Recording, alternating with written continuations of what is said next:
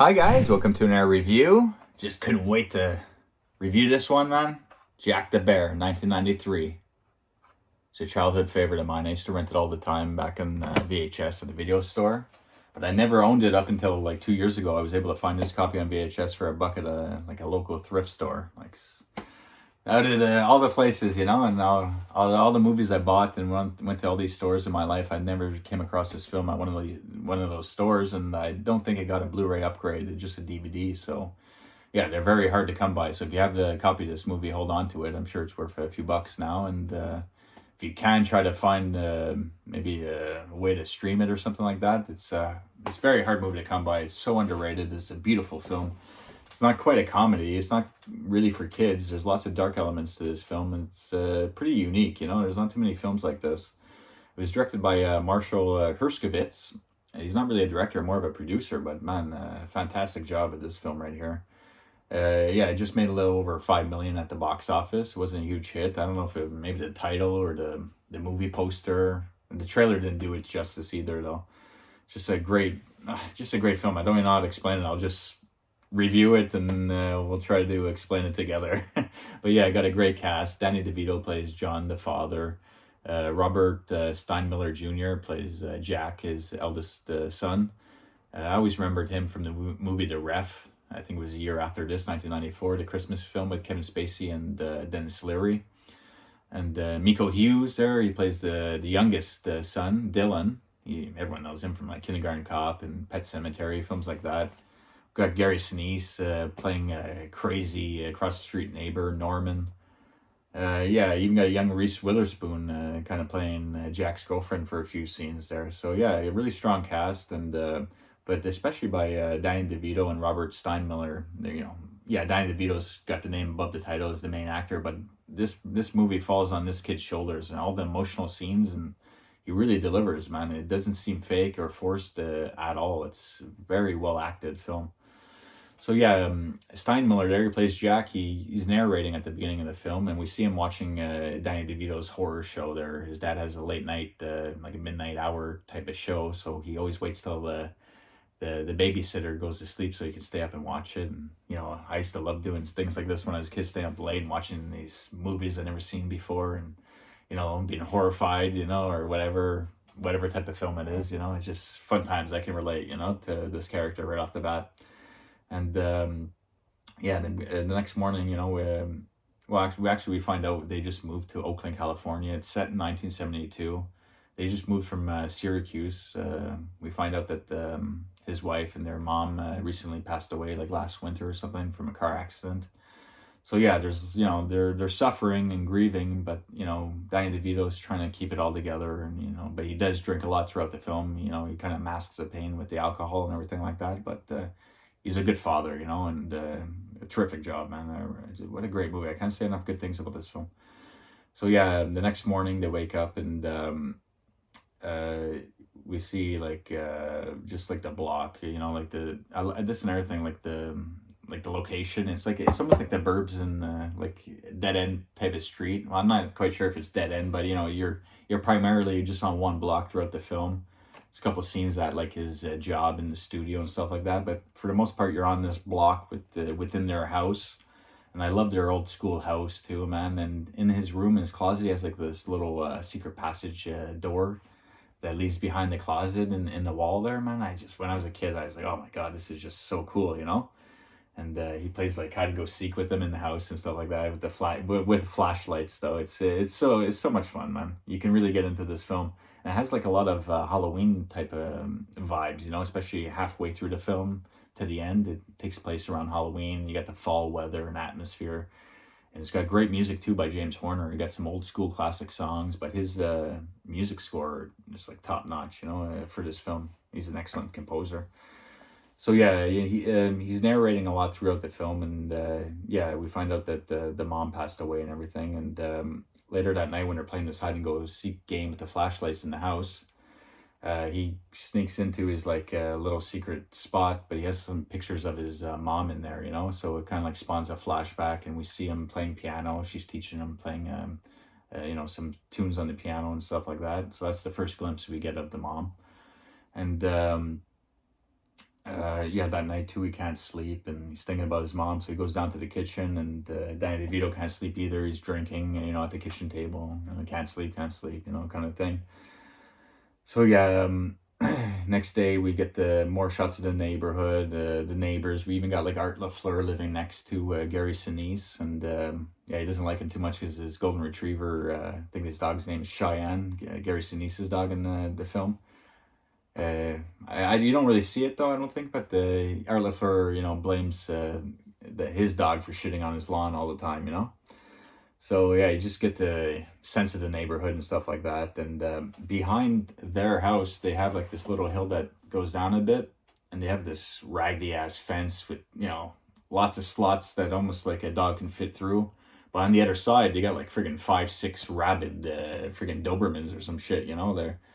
So you got some vicious dogs on behind their house. You're just getting a look at around their area, and the boy that lives next door to them. His name's Dexter. This poor kid. His parents passed away, and he's so young that he's living with his grandparents, but he calls them mom and dad. And yeah, he's got like a sad part in this film, but it happens, I guess.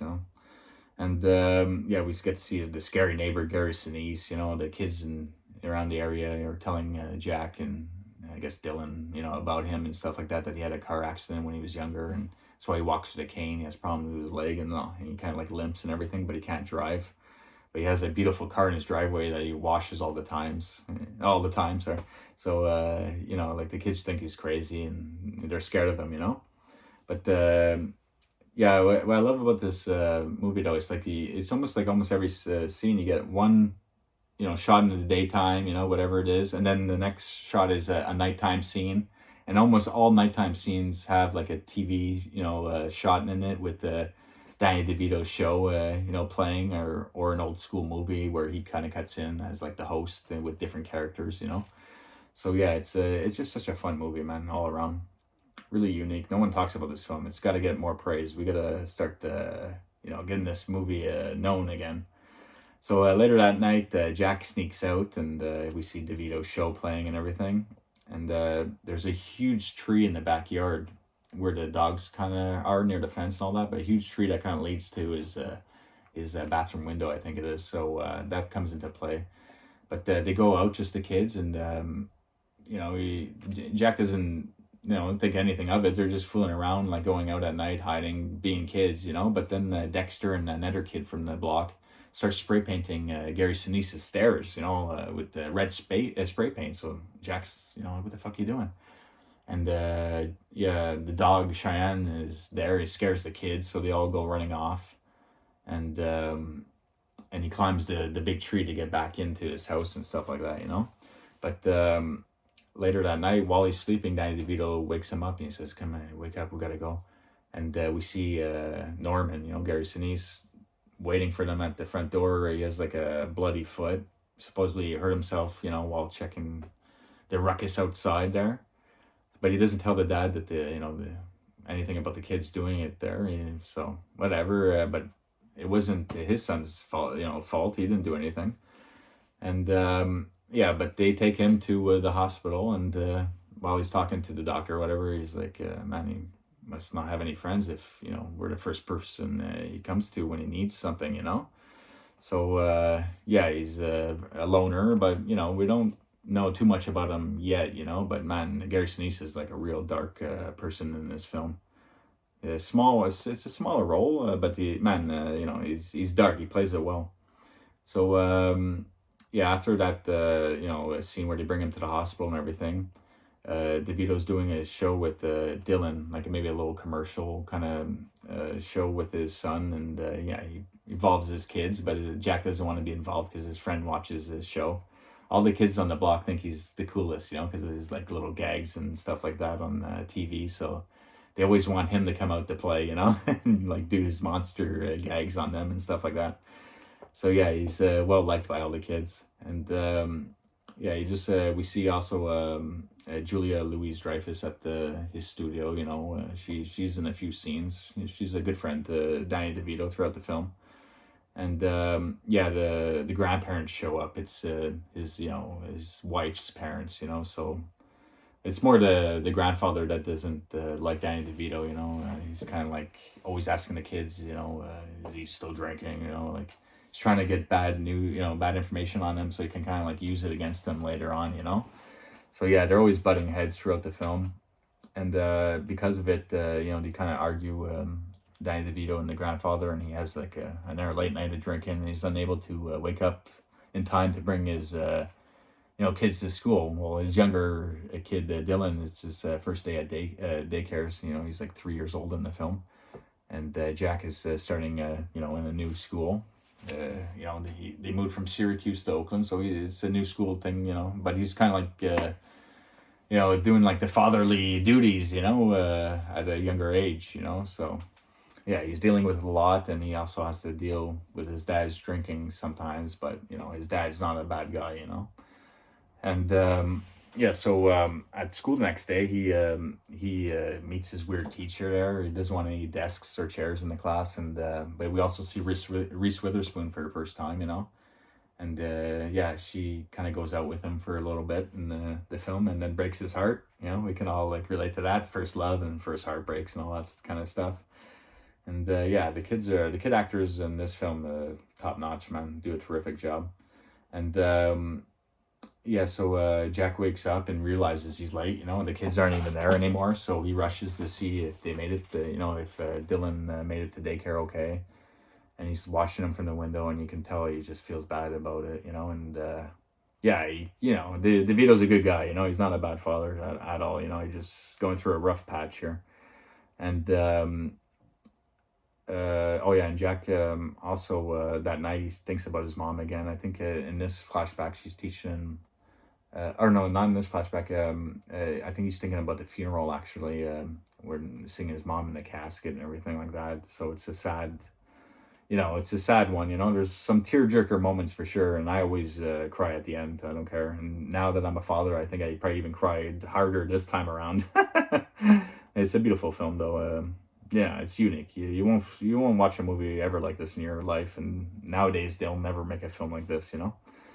So yeah, but what's great is oh yeah, right before we cut to the fall scenes, you know, because I guess we're in like summertime right now, leading into fall.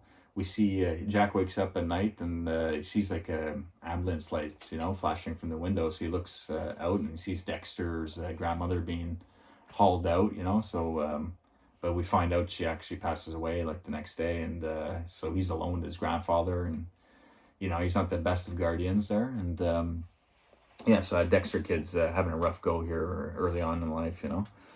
And yeah, now we're in the fall vibes, you know, good music, good looking, you know, leaves on the streets, the leaves in the changed color and the trees, you know. It's just got that great atmosphere and vibes, you know.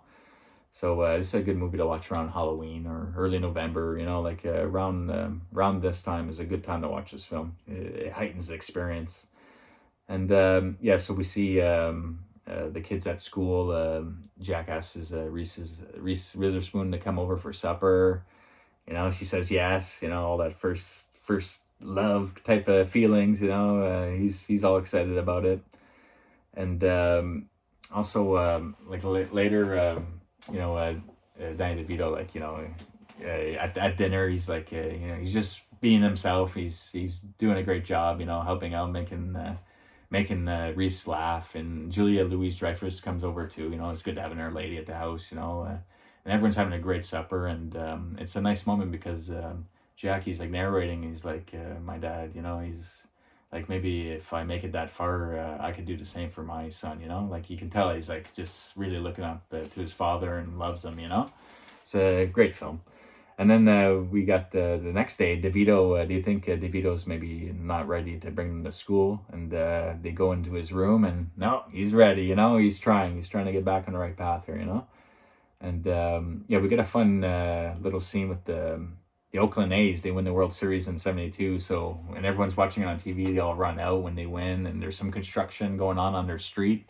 So even the workers are all happy, you know, everyone coming together, you know. Yeah, sports aren't the same. It's not like the '70s. So it was cool to see like a little, a little block party for a nice celebration like that, everyone coming together. But Norman wasn't a part of that, that's for sure. And then they're playing hide and go seek one night, the kids late at night, or around the block. And this is the first inclination that Norm and Gary Sinise is a bit off, because Dexter's running, and he knows, that he has like only his grandfather there, and he's like kind of like on pills, and he's not around. So Dexter runs into Gary Sinise, and he's like, "Oh, hi, Dexter. You like TV?" Like a real creepy kind of thing, like just strange. So Norm is off, And then we get Halloween night and all that stuff, and again, nice decorations, the colors of the leaves. I mean, it's filmed fantastic, this film. But everything's going good. Jack stays home that night to hand out the candy, while DeVito dresses up as like a big rabbit and takes his son Dylan. He's dressed as Charlie Chaplin, trick or treating. Everything's going good, but Jack hears a knock at the door. He answers. It's Dexter, dressed as like a little Nazi in a Nazi uniform. So he's like, "What the fuck? Where'd you get that?" And we see Gary Sinise like just down the driveway there, and he's taking him out trick or treating. It's just so he's taking. I don't know, it's just a strange thing. He's taking this young kid under his wing, and you don't want this guy having any influence on Dexter, let me tell you. But poor Dexter.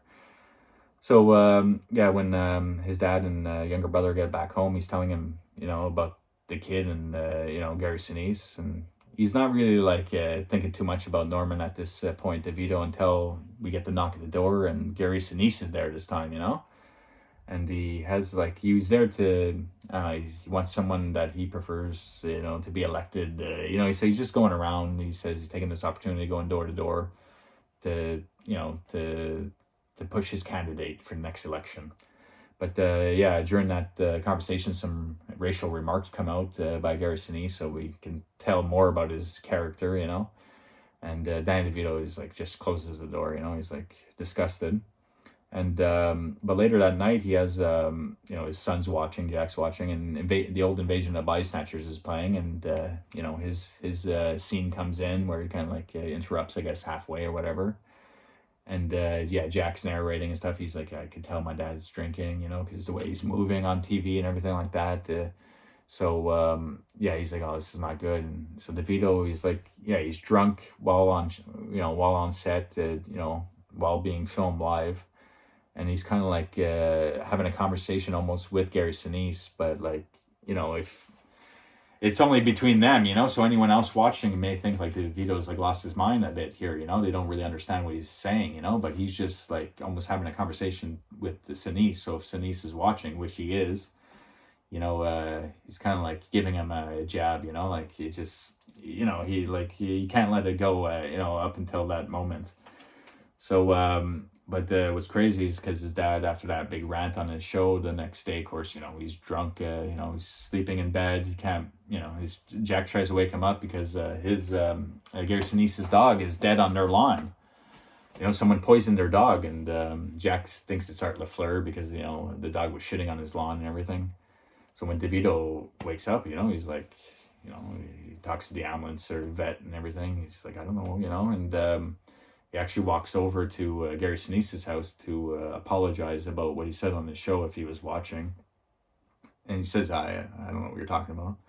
And he's like, "I didn't kill your dog, Norman, I don't know if there's any beef, but I'm just, let's just squash it or whatever, he's getting some weird vibes from Norman, so and it's just a weird thing that his dog ended up dead on their lawn. It's just it's getting a bit creepy now, as we get into the fall Halloween weather, and Norman cracking up as we go further on into the film. It becomes almost like a horror film.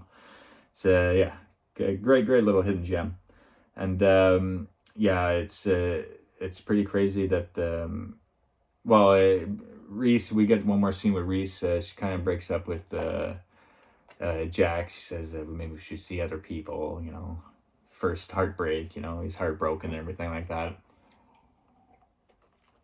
And then we see a scene because his dad's not working. He takes some time off after, a week off after that rant. And he takes him by the Golden Gate Bridge, and I guess people recognize him from his show, so he's always making people laugh, and the kids are shooting stuff at him. He's acting like a seal, and Jack's kind of like annoyed, that he's always got to be the goof, So, yeah, but he's just going through a tough time, dealing with everything, being a teenager, just had his heart broken, his mom, the situation with the neighbor, and he just wants his dad to be a little more grown up, But, yeah, so he's a bit upset, and the next day, he's home with his brother, and his brother locks himself in the bathroom by accident with the tap running, so it starts flooding, and, Jack is freaking. He's able to knock off the doorknob there and get his brother out, but because he's so furious with the kid and the whole situation in life and everything, he brings the young Dylan next to the fence with the dogs, and it's like so heartbreaking because the kid's so cute, and he's just crying his eyes out. He looks like petrified for his life. This is definitely not acting. This kid is like scared, like I don't even know if this was legal to do in in movies, but he gets a fantastic performance. And then even Jack feels bad. He goes, after 10 seconds, he goes and picks him up away from the fence. And he's like, thank you, Jack. He's just so cute, And yeah, so after all that, he has an air flashback scene of his mom and stuff like that. He's going through a tough time. But while he's having a flashback, he asks his Dexter just to keep an eye on his brother. They're in their house just watching TV. And he goes up to his room for a little bit and has the flashback of his mom. But when he comes downstairs, he sees Dexter outside in the yard. He's like, where's my brother, And he's like freaking out. Dexter's like not giving him clear answers. He's like, Norman took him, after he's like strangling the kid. The grandfather comes home and smacks the kid because he's not telling him what happened to the boy. Jack calls the cops. He's like, this is like a dream. He's narrating here. He's like, this is like a dream. He's running around, but you're not going anywhere. I know I should be looking for him, but I don't even know where to start, kind of thing. It's like almost a terrible nightmare. So, yeah, the cops come, Danny DeVito comes home, and Dylan is missing, and of course, Norman's not there, so it's everyone believes that Norman kidnapped Dylan. It's just terrible, it's just shocking. So later that night, DeVito goes on his show to announce the kidnapping, and Norman's tricked took his kid, and he's so upset he can't even finish. The cop has to finish the announcement for him.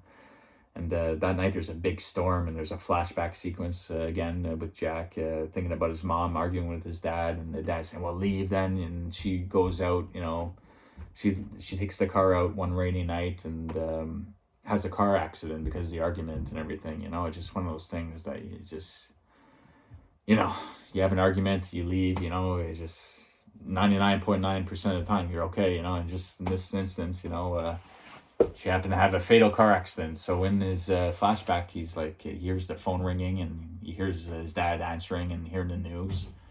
And while he's waking up, we hear the phone in like real time, so DeVito answers, and he comes rushing up the stairs. They found him, he's alive, Dylan's alive, so they rush to the hospital, and he's a bit marked up, and we find out he was found in the woods, like left for dead, like just the thought of that, like it's so heartbreaking that people can actually do something like that, to leave a 3-year-old innocent child, to die.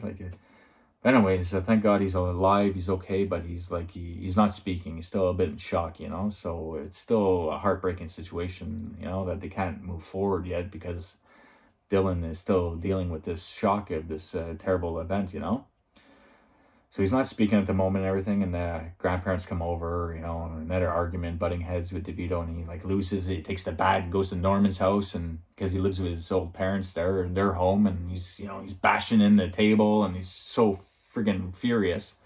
He goes to the driveway and just bats in the friggin' beautiful car there that's been sitting in there, and there's some good music there for that scene too as well, man. What a great film. I can't stop saying it. So after all that stuff, he's like, Danny DeVito's drinking. He talks to Jack. He's like, we're at a crossroads, It's phenomenal acting. And so he lets the kids go stay with the grandparents for a little bit, And yeah, it's a bit heartbreaking. And, the kids are like staying with the grandparents. He's playing chess with the granddad. And, he's tough on him, though. He won't let him win. And he's just learning how to play. And it's just a fantastic scene where he says, like, my dad would let me win, and he wouldn't make it look obvious either, It's so well acted. He's like, he would, act mad, he'd demand a rematch, but, he he would let me win, but not knowingly. He wouldn't make it known that he let the game slip, But then I would be more intrigued by the game, and then I would learn all these openings and all these tough moves that you're trying to teach me right off the bat, And so yeah, it's a nice little heartwarming scene, and they're a well-acted scene by what's his name, Robert Steinmiller. Fantastic job in this film. And so he takes a taxi back home, and he shows up there late at night. I guess his dad's at work, and yeah, so he gets there. No one's home. He's spooky, the house is all empty. He's there. He falls asleep, waiting for his dad to come home. His dad comes home. He doesn't hear him right away, and he just goes about his business. He doesn't even know his son's back at home, and the little Dylan kid's still with the grandparents. Jack came back by himself.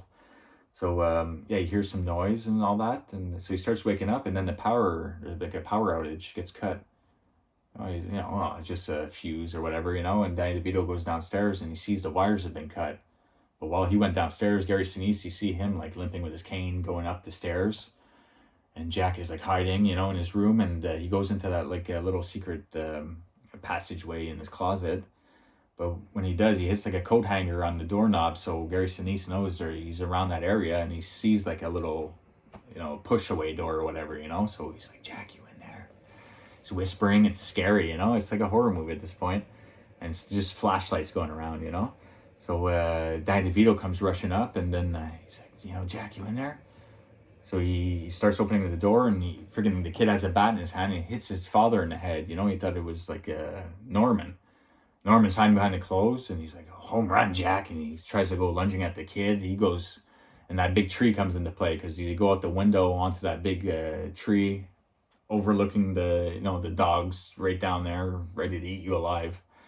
So Gary Sinise is like limping, and he follows him out on the big tree branch there, and Danny DeVito comes to, and he's like screaming at him from the window. And yeah, sure enough, Sinise slips off the big branch into the yard with the dogs. So leave it to your imagination that he gets ripped to pieces. So everything's safe, it's all over with, and the kids come back to stay with their father, and he gives Dylan a big hug. He's still not speaking, but man, you can tell how much he loves and misses his kids, And yeah, at the end there, Jack is playing the piano. His mom taught him her favorite song, Jack the Bear. So I guess that's where the title comes in, and he's playing the piano theme. It's a nice little beautiful theme. And Dylan comes walking down, and he's like, "What's this song called, Dylan? Mom taught us this one, And DeVito's like, he's too young, he can't remember." And then his acting here, Jackman, like the crying, and I miss mom, and Danny DeVito trying to hug him. He's like, we're gonna make it work, it's heartbreaking. The tears flow, man. Like I can't hold back. And then when Dylan comes on the couch and he says Jack the Bear, that's the name of the song. It just gives me freaking goosebumps and chills. Yeah, I cry, and so the kid's speaking. It looks like everything's gonna be okay. Things are going good at his job. Young boy looks like he's going to make it past this traumatic experience. That crazy neighbor's dead, and they're moving on together, kind of thing, trying to move forward together. Everything's going to work out, Just a beautiful little hidden gem. I mean, no one talks about this film. That's why I needed to review it ASAP. I'm glad I was able to get it done, and I'm pretty sure I got almost everything in there. Not too much stuff. So until next review, guys, take care. Bye. You gotta get it, bitch!